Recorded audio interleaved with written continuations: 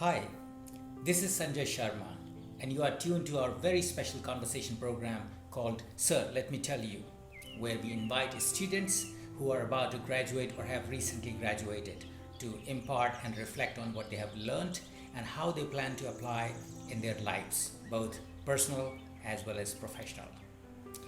This initiative stems from a startling realization. During a recent discussion with the students, I was pleasantly surprised to notice that they accumulated way more knowledge than I remember sharing during the class discussions. It was a real treat listening to them with their level of sophistication in articulating ideas, concepts, and theories. Frankly speaking, I felt so privileged witnessing their transformation as their teacher, mentor, or coach, and could not help but recall the Hindi verse. हर सुमन का सुरभि से यह अनलिखा अनुबंध पवन को सौंपे बिना यदि मैं झरूं सौगंध, meaning there is this unwritten contract between the flower and fragrance that the flower would not perish until it facilitates a smooth assimilation of fragrance with the wind so that it could achieve its purpose of existence or what it was meant to. For a teacher, nothing could be more delightful and rewarding than seeing motivated and diligent students come up with flying colors and excel in their fields of interest. All they need is a mentor who could assist them in figuring out a sense of direction and purpose of learning for their flourishing. This initiative is an effort to offer a platform where they can showcase their caliber and competence with confidence. Having taught in different parts of the world in different departments, I would be inviting students from political philosophy to international relations, Korean studies to Asian business management, legal studies to languages, and so on. If this is what resonates with you and you feel motivated to join us as guest students, let me hear from you. I hope you would love the program. Let's get started. In our very first episode, my guest student is Marisha Sengar. She's a political science honors undergrad student who has attended many of my classes, such as political philosophy and international relations. As one of the top students in the class, she's hardly satisfied with the limited content in prescribed syllabus and always has way too many questions than one could answer in the limited class time. So today I'm looking forward to what she is going to share with us. Welcome, Marisha, to the show. Thank you, sir. I must say that your assessment of me as a student, you never actually said all that while in the class, right?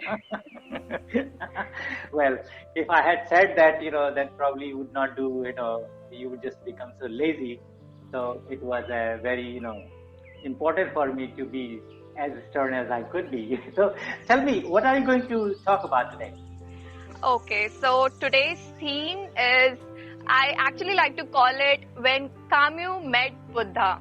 And it's actually quite intriguing because somehow we have actually kept the Oriental philosophy and the Occidental philosophy quite on the two opposite sides of the strings.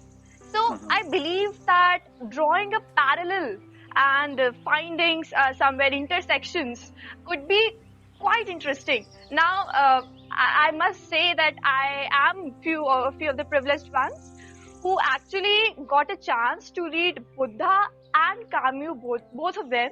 And on that basis, I believe to a quite good extent, I could draw some parallels and found some striking similarities between both of those greatest philosophers of their own times.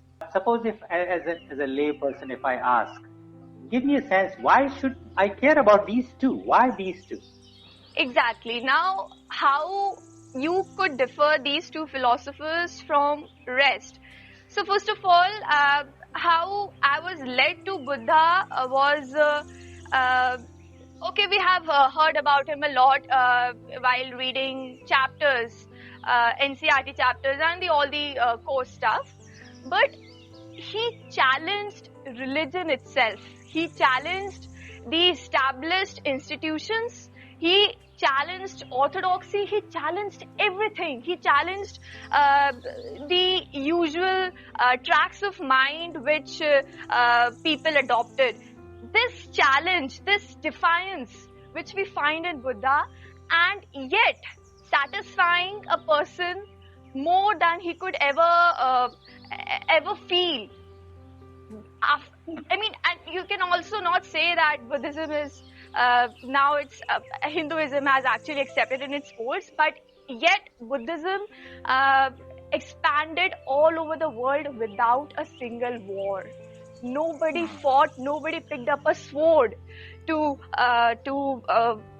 gain followers. Nobody picked a sword to propound the philosophy of Buddha. And it's striking that one man's philosophy is very much prevalent and relevant in the present times. So Buddha is relevant even now, and how he maintains, I mean, he's not here of course, but still in his absence as well, he has continued to be evergreen. Same is the case with Camus. Now, though in a little different tone, Camus. First of all, I would like to pose a question of Camus to everybody, which I think you would find intriguing. He says that who decides the meaning of life? I mean, how do you know why are you sent to the earth? I mean, you actually don't even know who sent to the earth. And then if you don't know the meaning of your life, then why shouldn't you kill yourself? That's what he asks. He says, why shouldn't you suicide? But again, Camus says that in the famous myth of Sisyphus, that Sisyphus, one must imagine Sisyphus to be happy, although doomed although cursed by the gods to roll a boulder up the cliff and to see it fall down in perpetuity. But one must not lose hope even then. One must imagine Sisyphus to be happy. So this is really, satisfying and intriguing at the same time, both of these men. And I think that's what's striking, that's what's attractive about them. Yeah, I think it's quite interesting. Give me some ideas about who Camus was, what he did, and how come he came to be the Camus that we know of, and probably the same about Buddha. Okay, so Camus was born in Algiers, Morocco, and that was a colony of France at that point of time. And all through his life, people believed that he was a nihilist. I mean, nihilism was a philosophy which says there's no meaning, the life is utterly meaningless, and it's very much pessimistic to live in such conditions.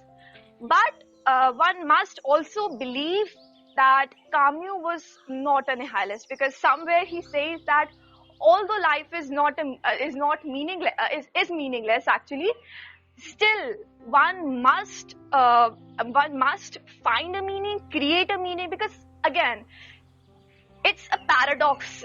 You can call it's a paradox of freedom, because somewhere where you are freed, you are just left open, you are unchained. But even unchained, we find ourselves lost, like one famous existentialist, I guess Sartre, said that man is condemned to be free. So he says that although man is condemned to be free, that freedom should actually one must create rewards in that freedom. So I think this paradox, this dualism Camus, and the same dualism, the same paradox could be found in Buddha as well. He also says, in fact, I would like to elaborate upon Buddhist philosophy. There is anicca, anatta, and dukkha. So this dukkha is actually common to both of them. They both say that life is like a cycle, and you can find the references to this cycle in many of the philosophies around the world. But somehow both of them are different, because they say that life is a cycle and this dukkha is a constant thing. It's like a moody weather, where at one point of time there would be sunshine, the next you are assured that storms will stand in your way. So they say that although life is a moody weather, one must continue to persist, one must continue to sustain. And that's basically how they gave us this art of living. You can allude this art of living to both of these guys. And Camus, Camus was actually a great writer as well. He was given the Nobel Prize for Literature for his books. He wrote various books. One was The Stranger, the other was The Myth of Sisyphus, other one was The Plague. And yes, while I was reading The Plague, it was so I must say, it felt like Camus had actually prophesied about the recent times. The plague is so similar, so relevant to whatever is happening. Like, we are currently in a pandemic, and it has been affected. All the people of the world have been, in some or the other way, been affected by this pandemic. And the attitude of people which has been portrayed in that book, The Plague, it's so strikingly, it just hits home.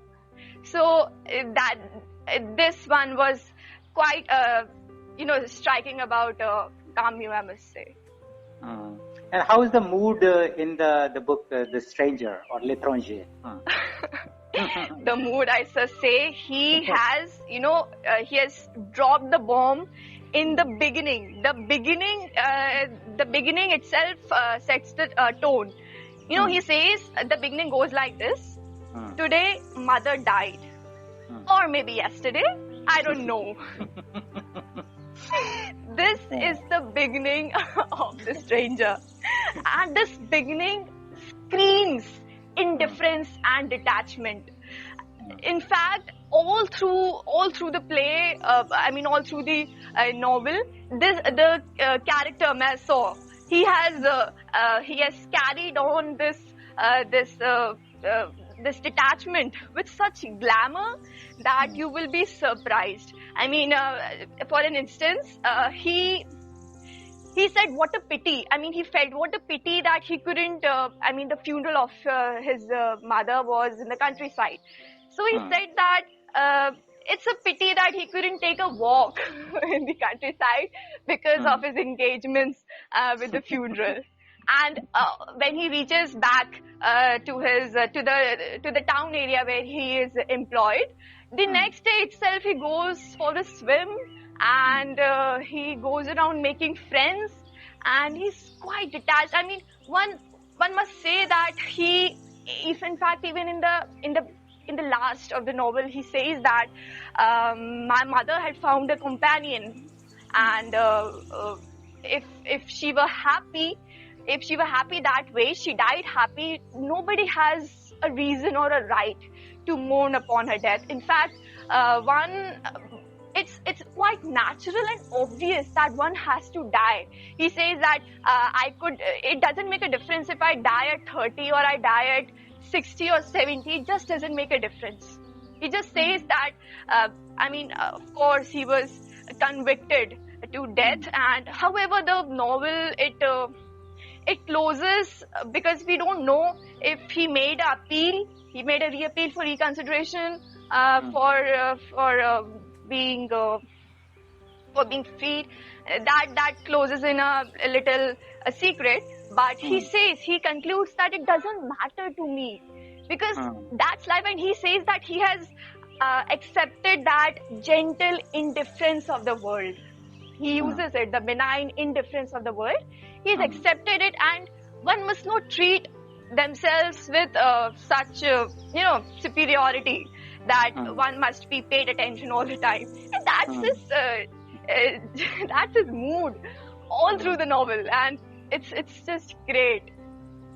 And at his verdict or execution, also he said what people should do, or Yes, yeah? he says that he just doesn't accept anything, expect anything. He just want that people, when he walks to his execution, people should greet him with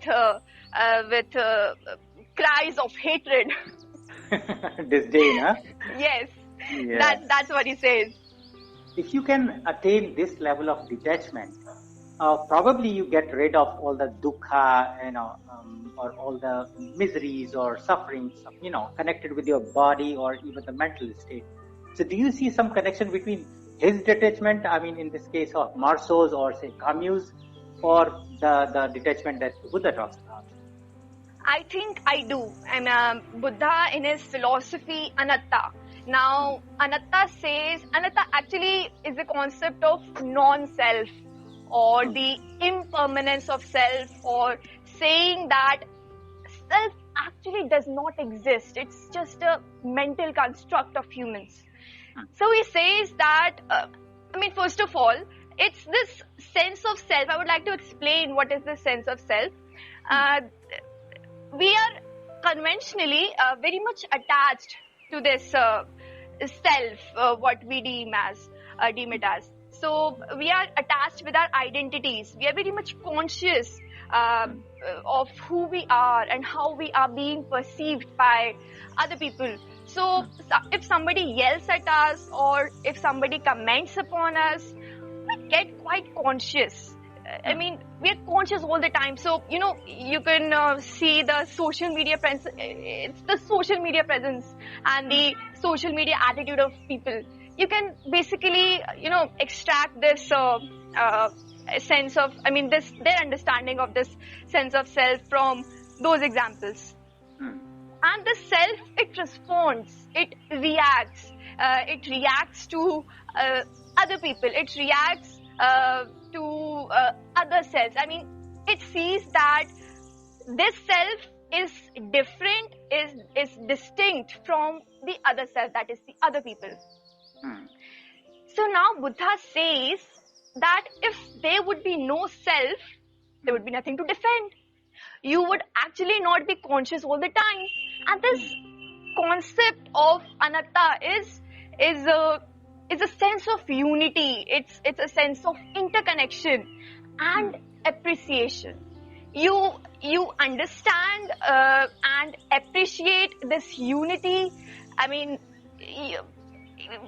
We have heard a lot of times that we are just different streams who in the end merge into the same ocean. So he has described this anatta, this sense of self, non-self, quite clearly. So he says that this our concept of self is basically alluded to our illusions and assumptions which we have created. We think that we are independent, or we are permanent, or we are separate, and sometimes we think that it's our face which is the self, or it's our hands. No, he says nothing, not even your face, not even your thoughts, not even emotions, because nothing is permanent. What if your hand is cut? What if your face is disfigured? Or what if your limbs are chopped off? So would that mean you have lost yourself? No. Self is actually the observer. And this establishes that self is impermanent. Self actually does not exist, and this actually ends up in ourselves being harmony with everybody else. So he says that these illusory barriers should be discarded, and one must see themselves not different from others, and one must not create these fascinating, fascinating assumptions that self actually exists, because that's what makes us quite conscious of ourselves. He says there's no need to wait. You are not you. The body does not belong to you. There's nothing which belongs to you. So why must you be so conscious of your belongings where actually at the first place they do not exist? Is it as simple, to be understood by people like ordinary people like me? I don't know that you have your body. You are told that you have a spirit, huh? And I mean, in general, this is a wrong expression that I have a soul. Rather, actually, I am the soul, right? When you say I have a soul, that itself is a kind of like a funny expression. So I am the soul. And when you are the soul, obviously, you have a body. That's where it all resides. And then when he outrightly rejects the whole idea that you are nothing, you are physically zero. How easy or difficult it is for like an ordinary person to understand him? Or is it actually kind of like an inherent problem that people don't understand that easily because the notion is so profound? I think the latter is the case, because naturally we are somehow born with the belief that, no, I must change there. We are not born with a belief. And you see a child, he is not that conscious of himself or herself, except when he or she is really hurt, physically hurt. But later, we assume that the attention which is being given to us is because of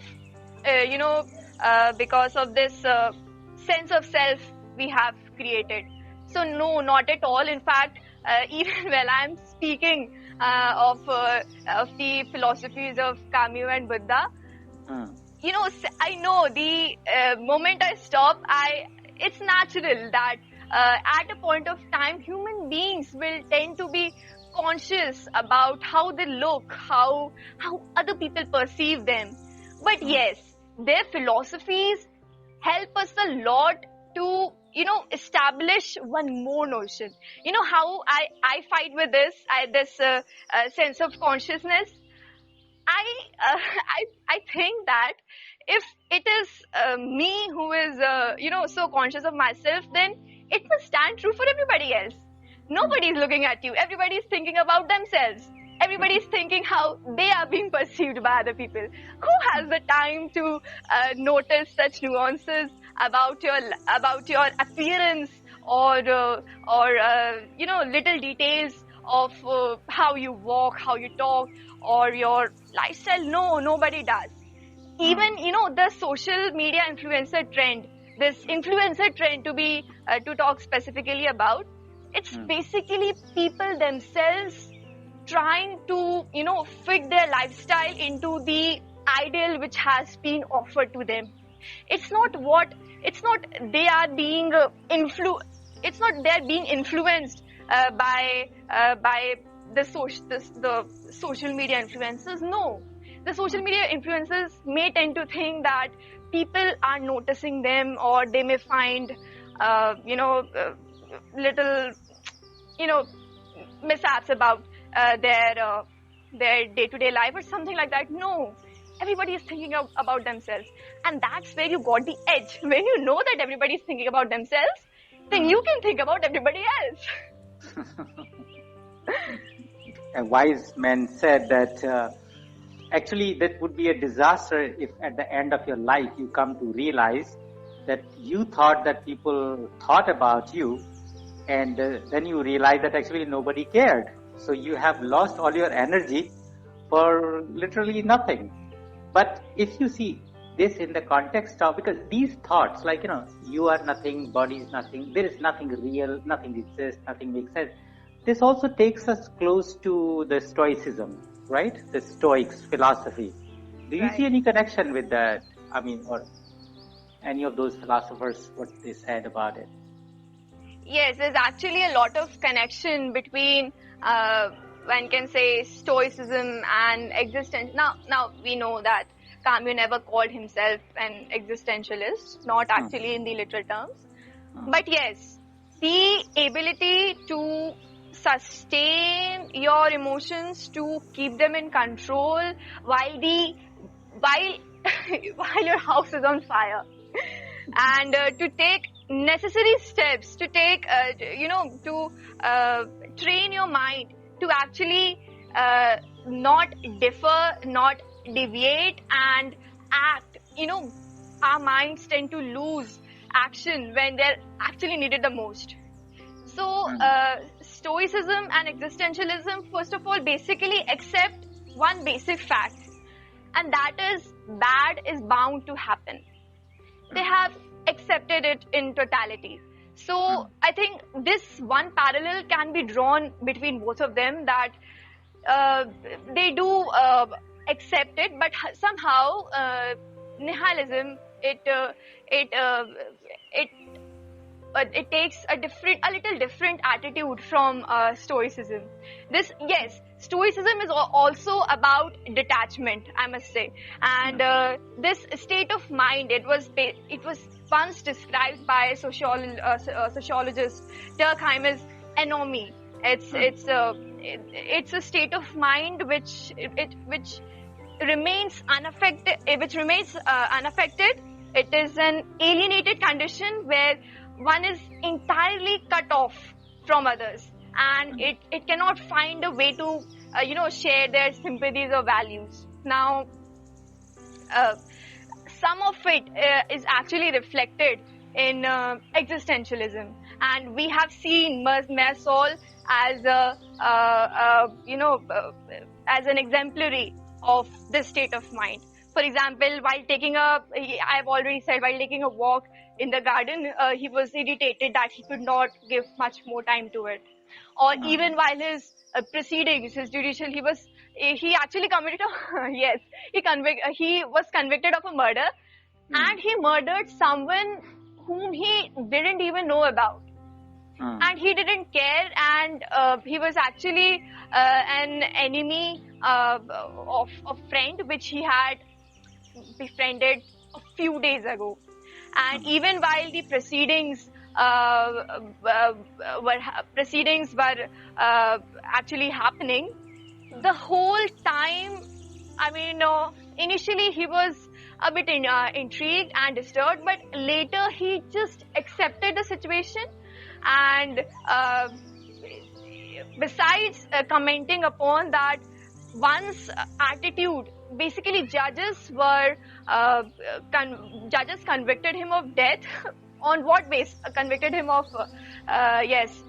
On what basis? That he was very much indifferent to his mother's death, and this attitude of his at his mother's funeral must be taken as an evidence of this criminality, this criminal mind which Marisol had. So he says that this system it's quite repulsive.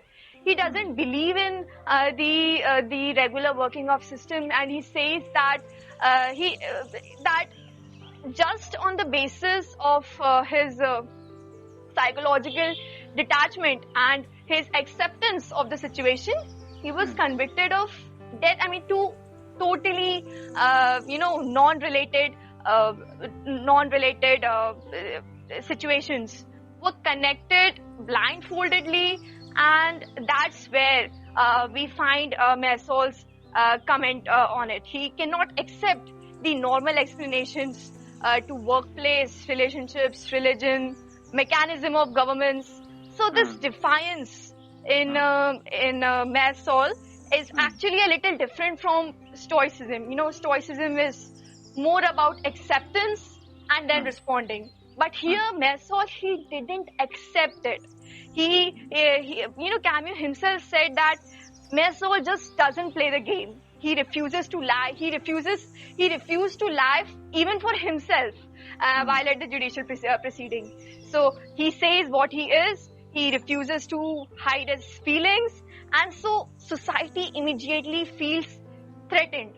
For example, in the end, the priest, since he was convicted to death, the priest came there while, the other day was his was his execution.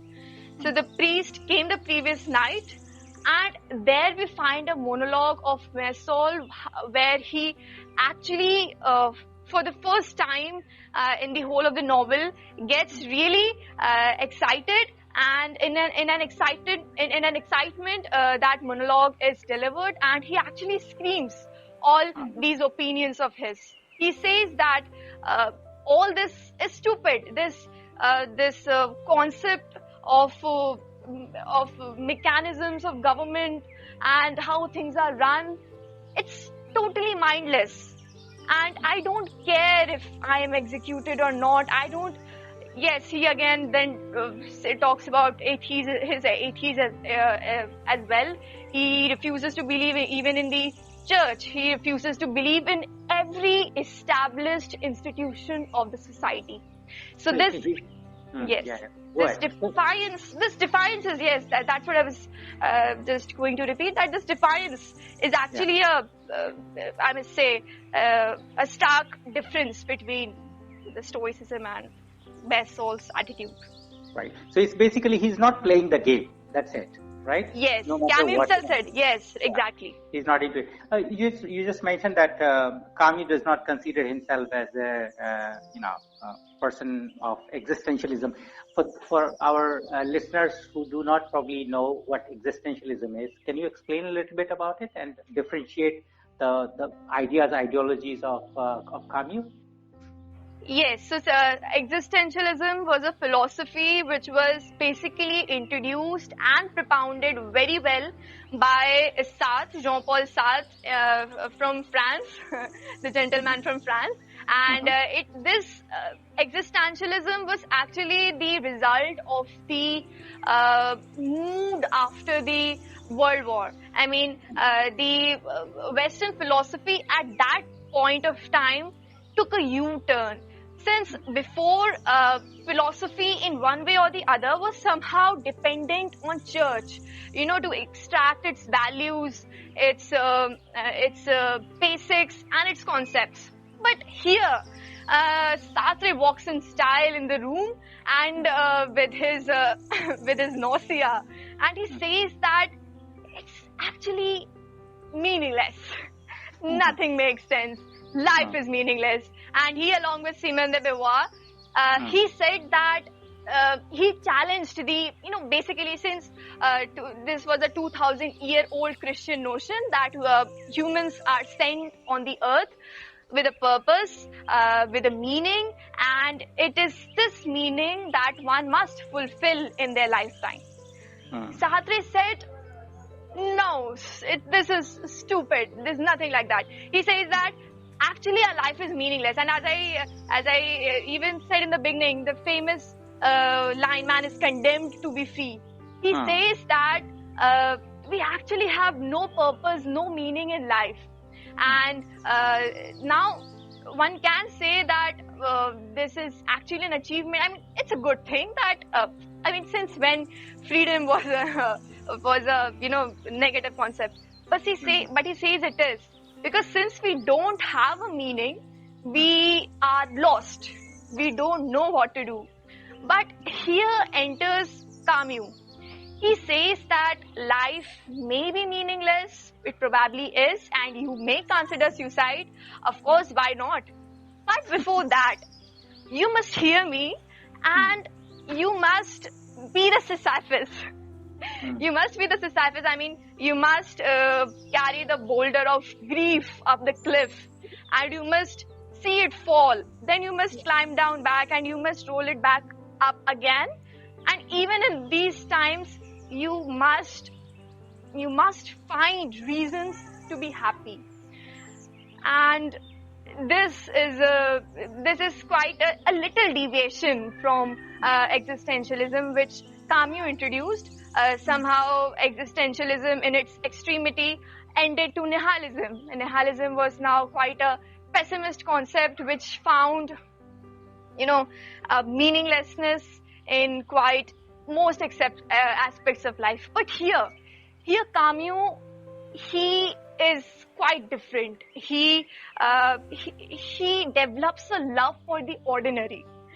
This is this is, I must say, an MSP. We can allude to Camus. He appreciated and endorsed the ordinary. He first of all he introduced. He admitted admitted the ordinary into the intellectual folds of philosophy. So other academic philosophers, they were actually quite averse to this idea. So he simplified philosophy for the common people through his writings and books and his his interaction. So while reading Camus, you're not just acquainted with deep and dense philosophical insights, but you're also relieved when you find appreciation for, say, sunshine or kissing or dancing or these little things which a person finds in everyday life, which actually makes our life beautiful, if not meaningful to the required degrees. Actually, I was coming to that. That's listening to you. I thought that it would be nice to have your reflection on what relevance do you see of these observations that you made from Camus and from Buddha and other Stoic philosophy. When you see the current world, the current society that we are living in, what relevance do you see that we need to infer? First of all, it may be a biased opinion and a biased assessment of Camus' philosophy, but again, that's what philosophy is all about. We must pick up what suits to us the best. So first of all, I absolutely loved the defiance which Camus has, portrayed in most of his novels. So as we have talked about Mayor Saul, how he's defined to the mechanisms of government, he's defined to the established societal order. So Camus, in this Stranger, he questions the morality, he challenges the morality, and he discusses what is the source of authority of this morality, who dictates what is moral and what is immoral, who dictates that what should be right and what should be not. While the judicial proceeding, as we just now discussed, when the hearings of the court were in session, this Mayor Saul, this character, was quite astounded. We find him astounded for the first time, actually, at that part of the novel, and he wonders in disbelief that why are two completely unrelated instances of his life are leading to his conviction in such a disgraceful way. He says that just because I have accepted grief, just because my response mechanism is basically more efficient than yours, why should I be convicted? Why should not I be given the advantage of the extenuating circumstances? Why?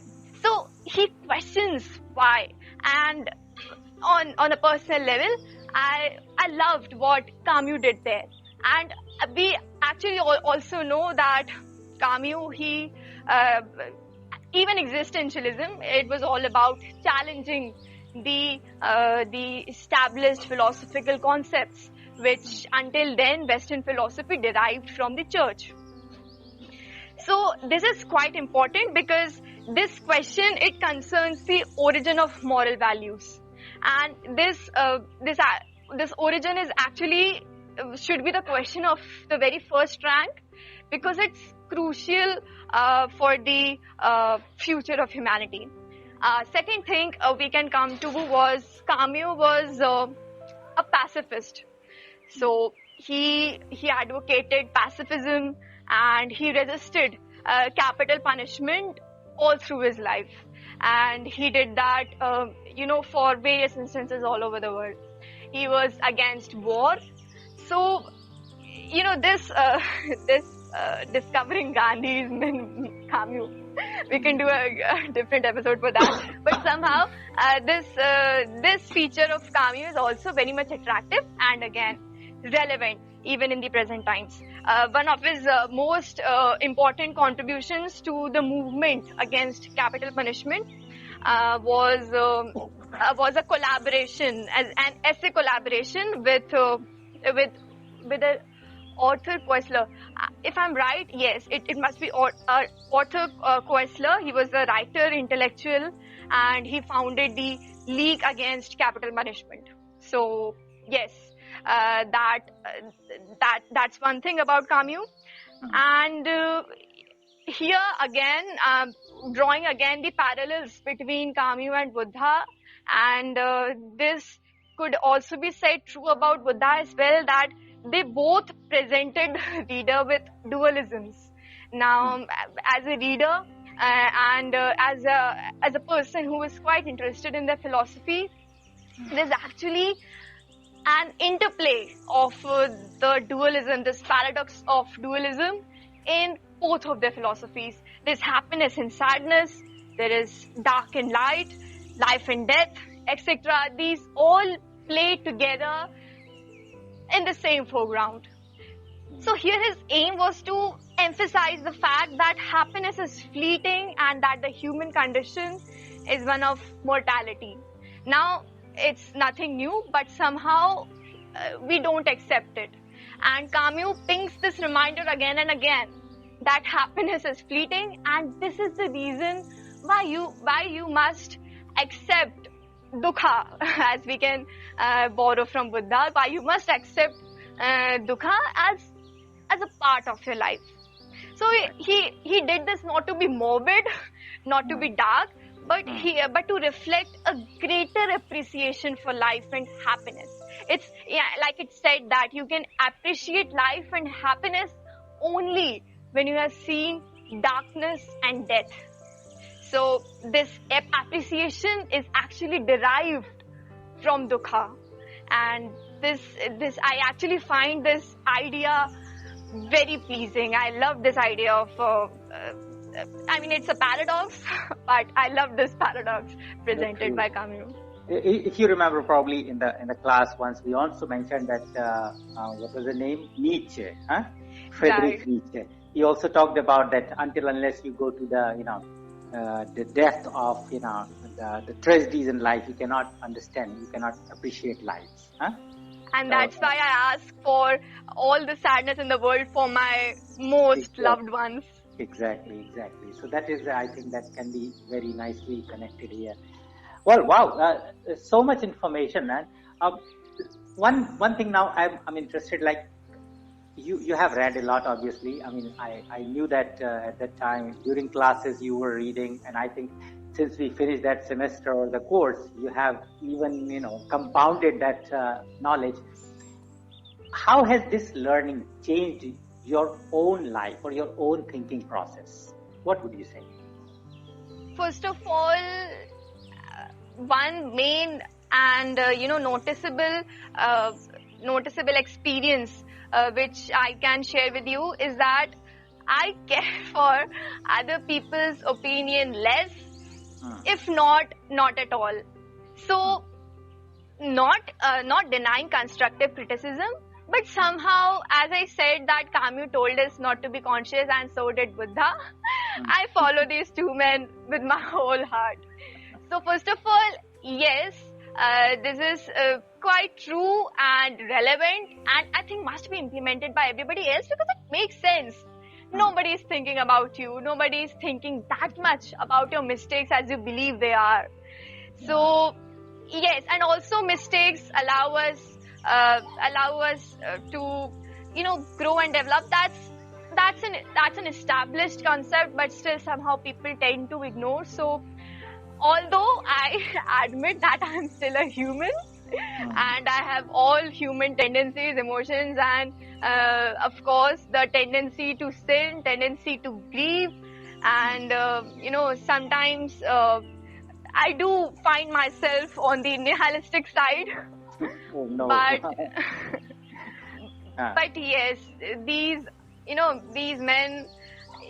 Here I would like to allude just one instance of Camus when he got Nobel Prize for Literature. I guess 2 or 3 years later, he died in a in a car accident.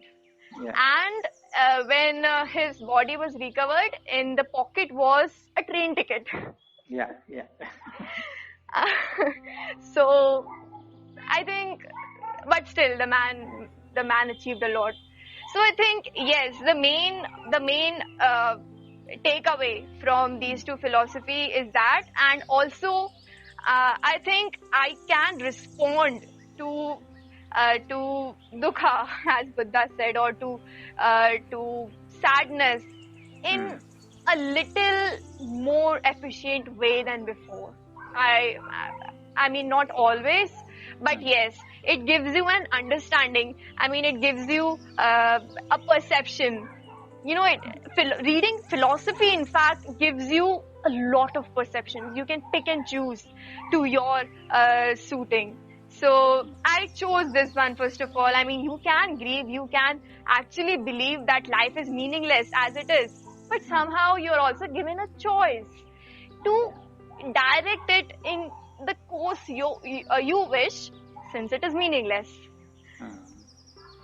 No, that's true. Especially, I think it becomes probably, you would agree, in the current pandemic time when we see that the level of grief has gone up. People, the notion of dying, the notion of death, the notion of bereavement, all these things are coming to our face, just like that. And nobody was, generally, basically, nobody's prepared for these kind of experiences. But when you have this kind of magnitude, certainly it makes you think more. And as you notice that if you have studied a little bit philosophy, probably you are better prepared to appreciate and understand them rather than being outrightly, resentful and say like, why me? Huh? Or what's my mistake? You sort of like can make sense. Is that correct? In fact, yes, sir, you are very much correct on this, specifically this question of why me. Hmm. Actually, everybody of us tends to, first of all, divert this way first. Why me? So, yes, right. I mean, to take up this question of why me in this way, as proposed by these men, I Hmm. think it can be of great help. Nice.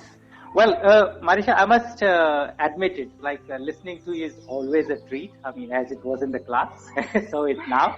And this topic is such, I mean, we can choose to have a conversation for 60 minutes or maybe 6 hours at a stretch. I mean, there is no end to it. We But actually had it for 3 hours continuously during classes. so you can imagine that. But yeah, I think for the sake of this nice series that we have planned, I'm very happy that you agreed to join us. It's really a pleasure and privilege always listening to your insights. And today on the Camus and Buddha, and I must say that whatever we discussed during classroom, it was far more, as I said, compounded, lot more noted. So I'm sure I have learned so much from you, and I do believe that all other listeners would find it quite meaningful. One last question I would like to ask is, because I think that many people must be now curious when they have heard about a stranger or Sisyphus or Camus or existentialism. Suppose if they are interested in learning more about it, what kind of sources or books can you recommend to them? First of all, one could start with Sartre and his book, The Nausea, which actually upturned and revolutionized the Western philosophy. It could be a great start to start with existentialism. Otherwise, on Camus, one can read, as we just discussed about Stranger, then the Plague. I must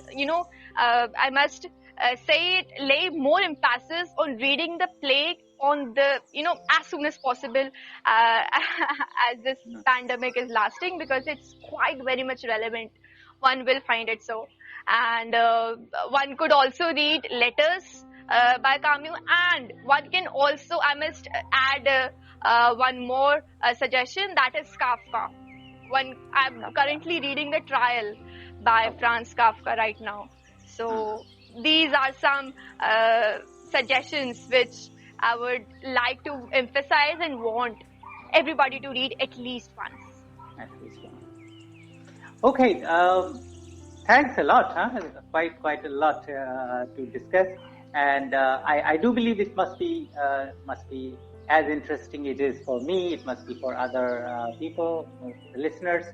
And with this, we come to the end of our very first episode. And I look forward to discussing with you, Marisha, again on some new themes.